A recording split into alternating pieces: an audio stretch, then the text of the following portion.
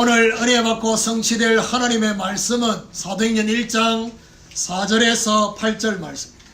사도행전 1장 4절에서 8절 말씀 교독하도록 하겠습니다. 사도와 함께 모이사 그들에게 분바에 이르시되 예루살렘을 떠나지 말고 내게서 들은 바 아버지께서 약속하신 것을 기다리라.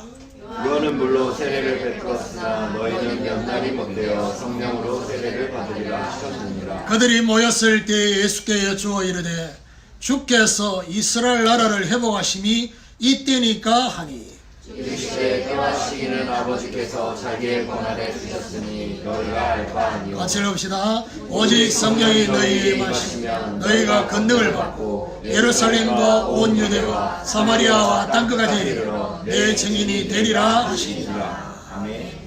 우리 교독한 말씀을 가지고 성령 세례와 성령 충만이라는 제목으로 말씀을 전가하기로 합니다. 우리 옆에 분하고 인사하도록 하겠습니다. 오직의 성령을 사모합시다. 오직의 성령을 사모합시다. 우리 주님의 관심은 제자들과 달리 응답보다 영적 상태를 더 중요하게 생각하셨습니다. 오늘도 진짜 응답이 뭐냐? 저와 여러분의 영적 상태가 회복되는 것입니다. 영적 상태가 회복돼야지 모든 것을 바라보는 시선과 해석이 달라지는 것입니다. 그리고 회복보다 지속할 능력을 더 중요하게 생각했습니다.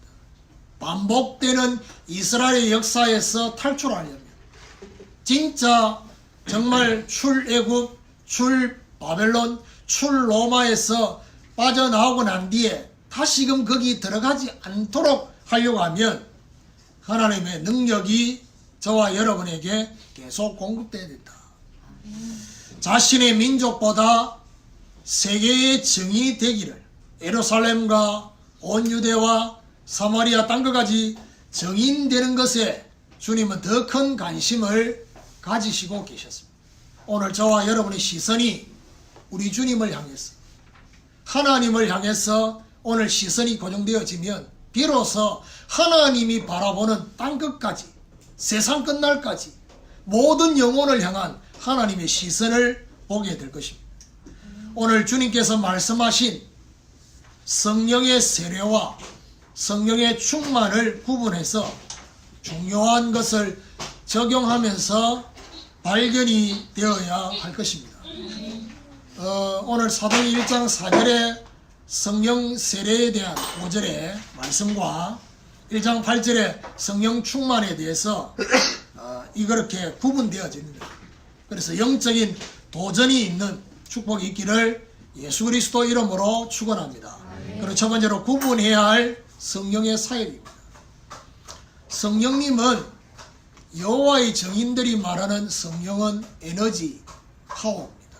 쉽게 말하면 성령 하나님을 하나님으로 인정 안 하려고.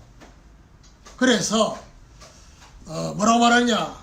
하나님은 오로지 구약의 여호와 하나님만 하나님이다.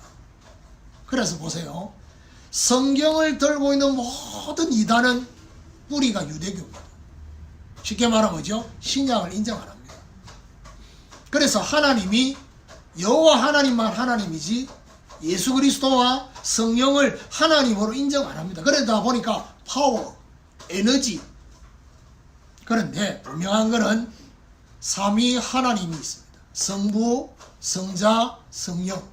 그 중에 제3위의 하나님이 성령입니다. 참고로 하나님이 한 분인데 3위가 있다는 것은 왜 필요하냐? 이거는 바로 저와 여러분의 구원을 설명하기 위해서 3위가 있는 것입니다. 구원하고 관계없는 삼일체는 이해가 안 되는 것입니다. 그래서 성부 하나님의 사역이 어떻게 사역이 되느냐? 구원의 언약을 말씀해 주시는 사역을 하고 있습니다. 그리고 저와 여러분을 구원하시기 위해서 사도 바울이 도대체 우리를 구원할 계획, 그 계획을 도대체 하나님께서 언제 작정하셨느냐? 언제 예정하셨느냐? 다시금 지금 시간표에서 되돌아가 보니까 그 뿌리가 창세전에 저와 여러분을 하나님의 자녀 삼으시려고 예정하셨고 작정하셨다. 그렇다면 성자 예수님의 사역은 어떤 사역이냐? 말씀해 주시는 구원의 언약 자체가 바로 성자 예수님 자신이고, 그리고 이분의 사역은 바로 하나님의 계획된 구원을 위해서 반드시 완성해야 될 게 있어요. 그게 바로 뭐냐? 십자가와 부활입니다. 저와 여러분을 구원하려고 하면 반드시 구원의 걸림돌인 죄와 사단의 문제를 해결해야 돼요. 그게 바로 십자가. 그리고 우리를 다시금 살리고 부활시킬 수 있다는 증거로 그분이 먼저 부활의 첫 열매가 되셔서 부활하셔야 돼요. 구원을 완성하는 조건이 바로 십자가와 부활인 것입니다. 그래서 바울은 이렇게 말했어요. 예수 그리스도의 그 속량, 십자가의 피를 흘리신 그 속량함으로 우리의 모든 죄가 사함을 받았다. 성령 하나님의 사역은 어떤 사역이냐?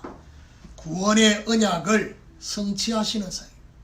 그래서 이사야 34장 16절에 뭐라고 말하냐 하면, 여호와께서 이를 명하시고 여호와의 영인 성령이 이것을 모으셨다. 결국 완성된 그 구원에 대해서 개인에게 적용시키고 성취하시는 것은 누가 하시느냐? 성령 하나님. 쉽게 얘기하면 이겁니다. 하나님이 빛이에요. 빛이신 하나님이 이 땅에 말씀으로 빛을 비추시는 것이 성부 하나님. 빛이신 하나님이 세상의 어둠을 해결하기 위해서 세상의 빛으로 오신 분이 예수 그리스도. 어둠의 문제를 십자가 부활을 통해서 해결하시고 저와 여러분 안에 빛으로 들어오시는 것이 성령 하나님. 결국 하나님의 언약과 말씀을 성취하시는 분은 누구냐? 성령 하나님이십니다. 오늘도 말씀은 제가 준비를 합니다. 물론 성령의 인도를 따라서 기도하면서 말씀을 미리 준비합니다. 참고로 함께하는 제자교회 강단은 미리 준비합니다. 다음 주간 추수감사 주일 메시지도 한참 전에 준비해놨어요. 미리 준비된 메시지가 성도들에게 적용되도록 누가 역사하시느냐? 성령이. 예배드리고 말씀 받는 이 시간에 성령 하나님께서 역사하시는. 그러면 성령이 저와 여러분에게 역사할 수 있도록 우리가 도와줘야 될 부분이 있어요. 사모해. 우리 전윤회 선교사 작품 거기 보면 네가 도와줘야 될 게 있다 했잖아. 뭐지요? 마음의 문을 열어줘요. 오늘도 저와 여러분이 하나님의 음성을 듣고 하나님을 인격적으로 만나고 말씀이 살아 움직이려면 뭐가 회복되어야 되느냐? 오늘 저와 여러분 이 자리가 아니라 하나님의 보좌 앞에, 사람 앞에가 아니라 하나님 앞에, 이걸 회복해야 돼요. 하나님의 계획으로 성령님이 각 사람에게 적용하는 것이 각각 다릅니다. 구원의 시간표도 다르고 하나님이 그 사람을 통해서 역사하시고자 하는 그 분량과 계획이 다 다릅니다. 오늘 말씀의 성취와 복음의 적용 위해서 뭘요? 성령님의 도우심을 사모하는 축복이 있기를 예수 그리스도 이름으로 축원합니다. 두 번째로 성령의 내주인 성령 세례입니다.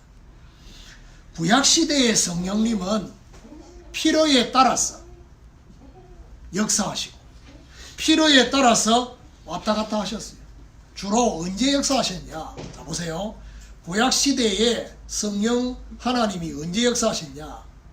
중요한 왕, 제사장, 선지자 기름 부을 때 주로 성령이 역사하셨어요. 오셨어요. 기름으로만 구별되는 게 아니라 하나님이 특별히 구별하셨다는 증거를 보여주기 위해서 성령이 역사하셨어요. 그 증거가 뭐냐? 다윗이 사무엘 제사장을 통해서 기름 부음을 받을 때 성경에 뭐라고 말합니까? 이날 이후로 여호와의 영에 크게 감동된다 했어요. 그 구약시대예요. 그리고 주로 언제 성령이 구약시대에 역사하셨냐? 사명 감당할 때. 힘으로도 능으로도 할 수 없지만 오직 나의 영으로, 여호와의 영으로 된다. 사명 감당할 때 바로왕 앞에 선 요셉을 향해서 바로왕이 뭐라고 합니까? 나는 이렇게 여호와의 영에 감동된 사람을 본 적이 없다. 사명 감당할 때. 그렇다면 오늘 본문에는 사도행전 1장 4절 5절에 나와 있는 이 본문에는 세례를 두 가지로 얘기하고 있습니다. 하나는 요한의 물세례, 그리고 성령으로 받는 성령세례. 요한이 베푼 세례는 물세례입니다. 근데 어떤 세례냐? 자복하게 하는 회개의 세례. 그러면 자 보세요. 궁금한 게 뭐냐면 요한의 세례를 받으면 구원 못 받느냐? 이제 이 질문을 할 수 있습니다. 성령 세례가 임하기 전까지만 해도 요한의 세례만 받아도 정확하게 말하면 구원받을 수 있습니다. 왜요? 구약시대는 오실 메시아를 바라보면서 구원받았잖아요. 정확하게 말하면 구약시대는 세례라는 게 없었어요. 할례를 행했지.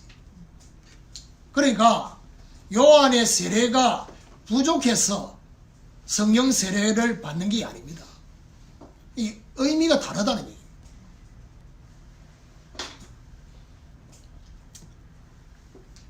오늘 5절에 보니까 요한의 물세례와 달리 성령으로 세례를 받을 것을 말씀하셨습니다. 결국 이거는 뭘 말하느냐면요. 자, 그러면 요한의 세례로도 구원을 받을 수 있다고 한다면 지금 교회가 함께하는 제자교회는 한 번도 성례, 쉽게 말하면 성례식을 한 적이 없어요.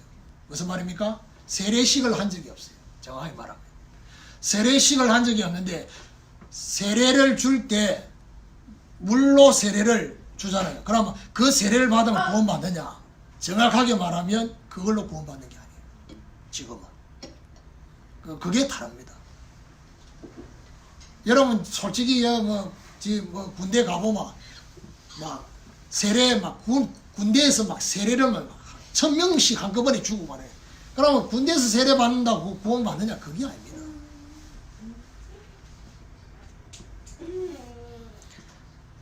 원래 세례는요 여러 번 받는 것이 아니라 한 번만 받습니다. 그래서 천주교에서도 영세를 줍니다. 어떻게 주냐? 아버지와 아들과 성령의 이름, 성부와 성자와 성령의 이름으로 영세를 줍니다. 그래서 어떤 면에서는 세례를 주는 입장에 우리 교회에서 하는 세례와 천주교에서의 그 영세가 줄 때는 똑같아요.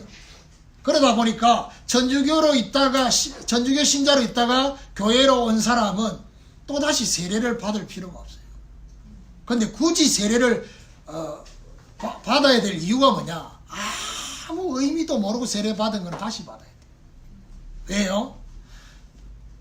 성부, 성자, 성령의 구원의 그 비밀을 알고 세례를 받는 거다. 모르고 받을 가능성이 거의 90% 이상이야.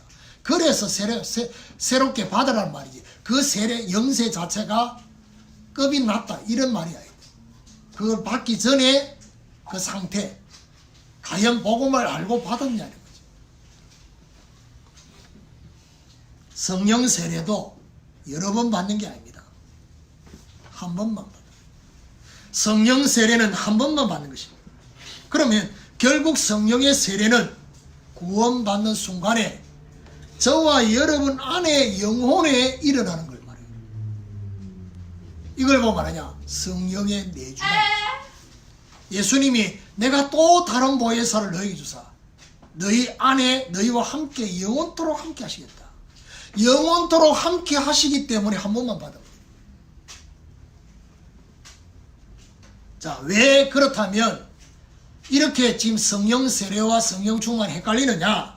그거는 성령의 세례가 시작되는 시점입니다.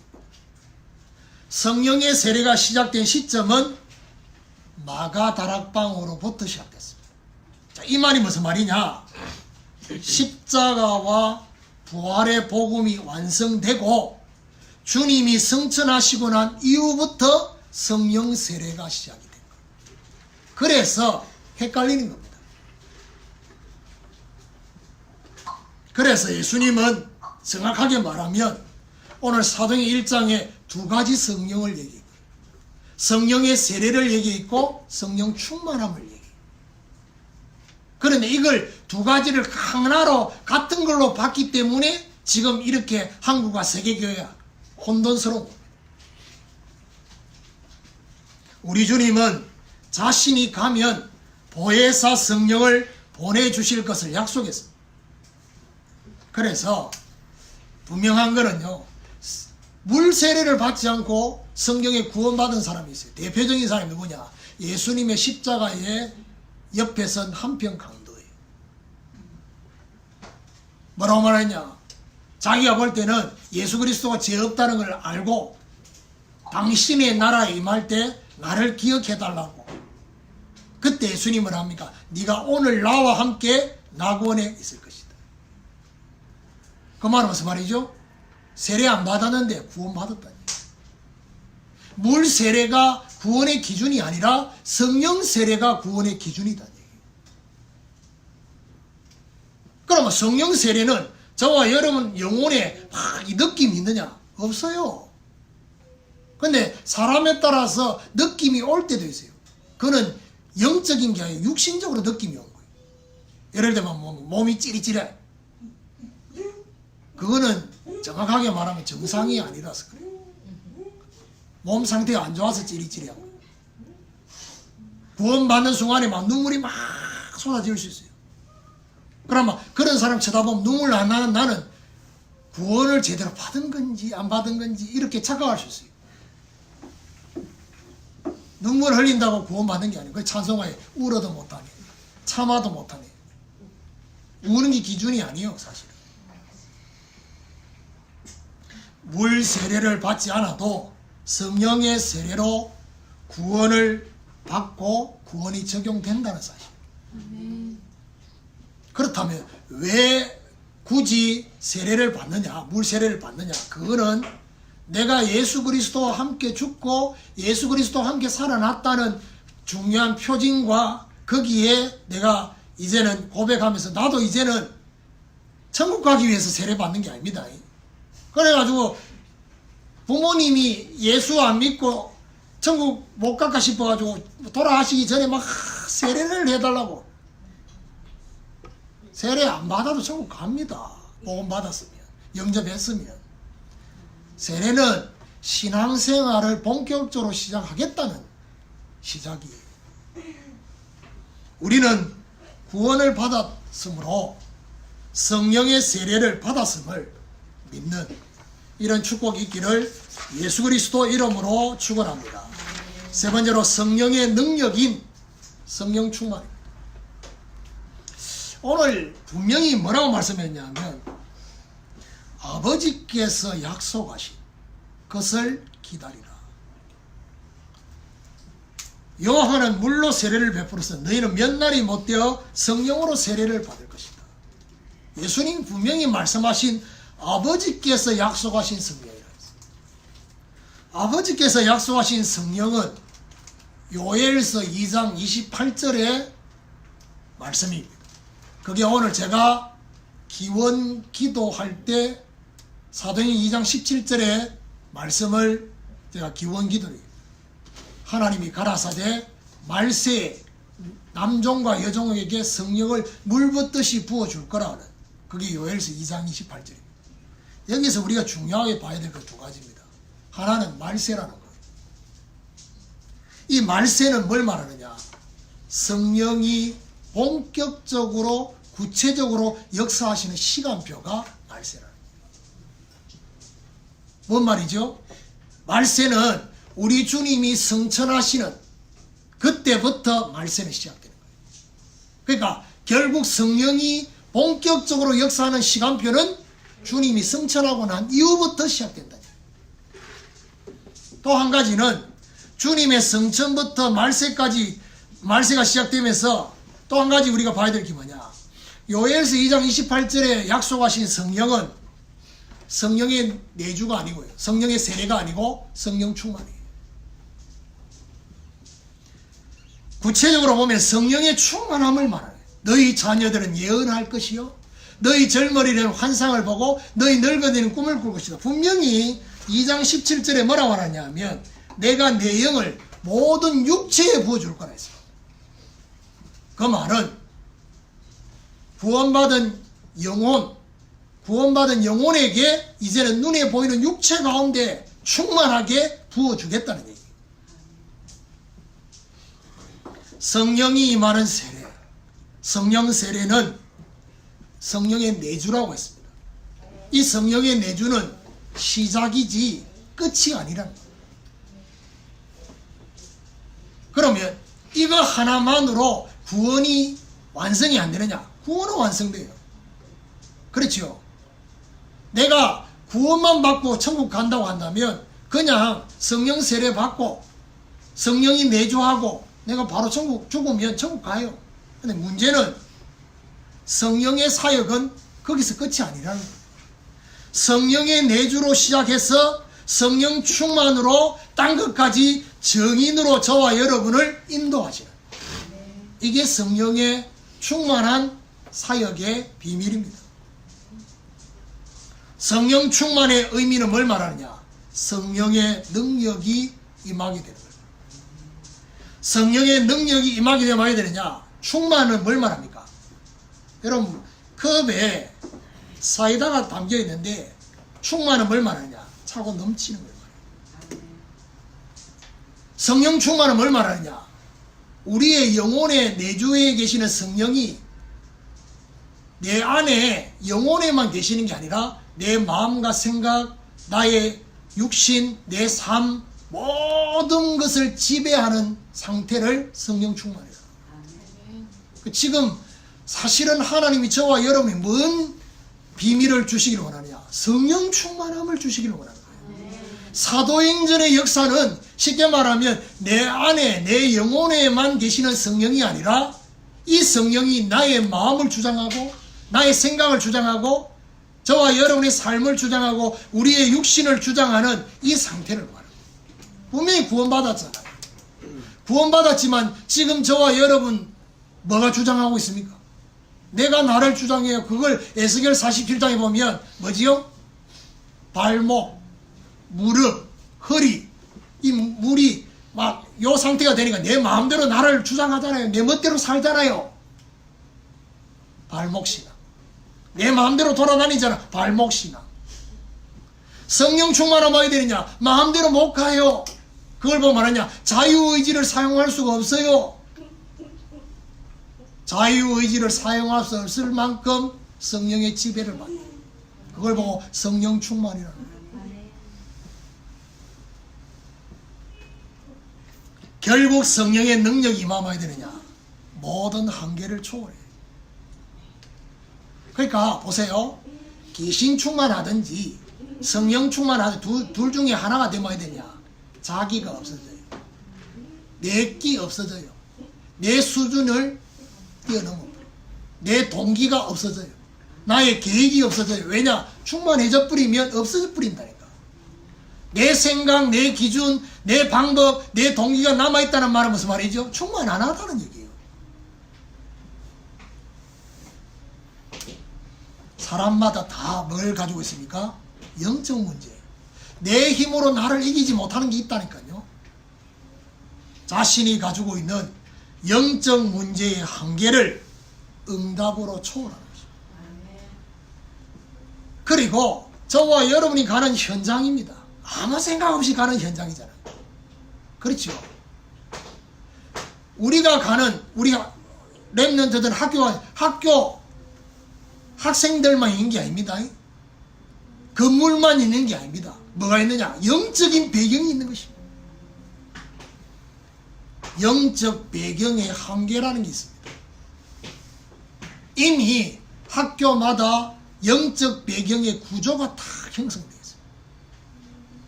그래서 이걸 못 보면 어떻게 되느냐? 학교를 못 다녀요. 못 다닐 만큼 한계를 느낀다는 거예요. 이걸 초월할 수 있는 능력, 그리고 관계와 미래의 영적인 성취의 한계를 뛰어넘으려면 어야 되냐?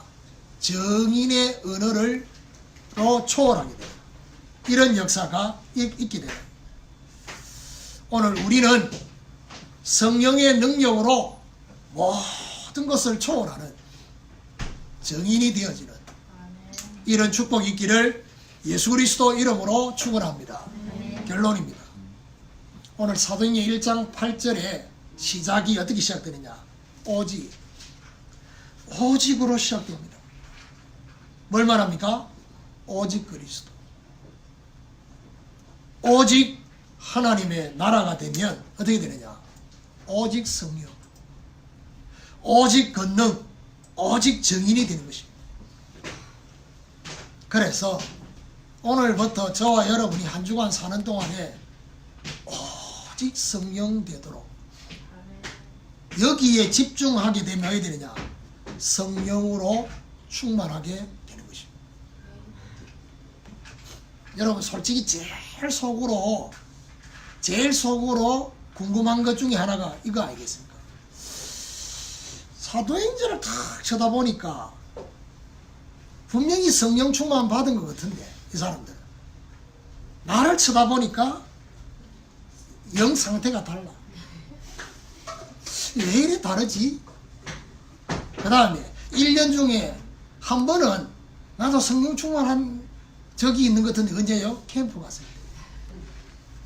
그 나머지는 왜 내 상태가 계속 이렇게 반복이 되느냐? 이런 고민과 갈등이 될 겁니다. 일단 너무 바빠요. 좋게 말해서가 아니라 안 좋은 쪽으로 정신이 없어요.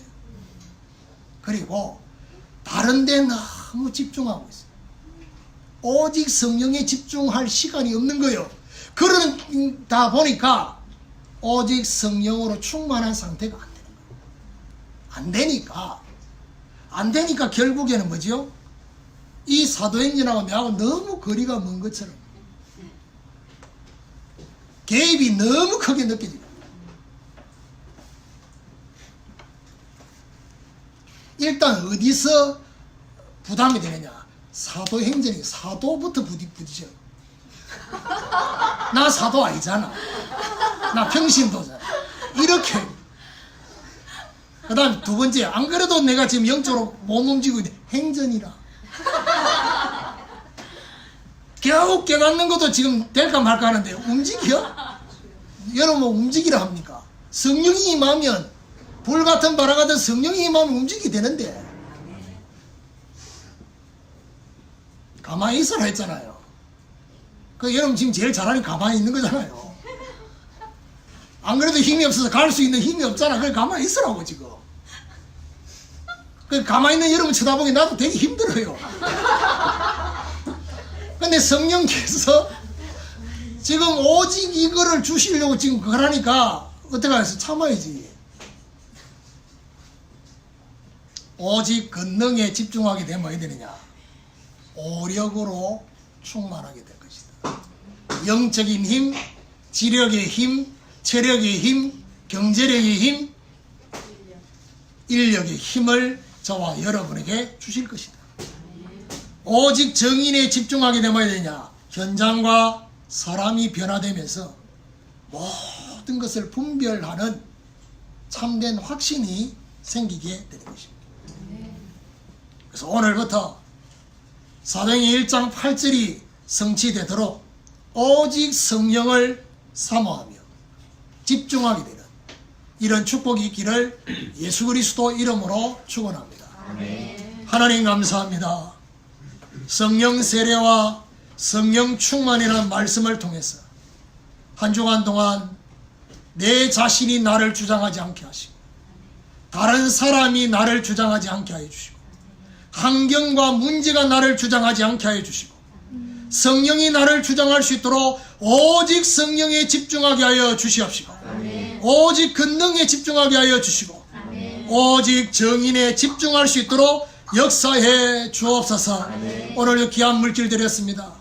가정마다 복음과 전도와 선교 경제가 회복되게 하여 주시옵시고 경제의 모든 누수가 차단되게 하여 주시고 하나님이 기뻐하시는 세계복음화의 역사가 우리의 가정과 생업 현장에 우리의 후대 가운데 성취되게 하여 주옵소서. 예수 그리스도 이름으로 기도드립니다.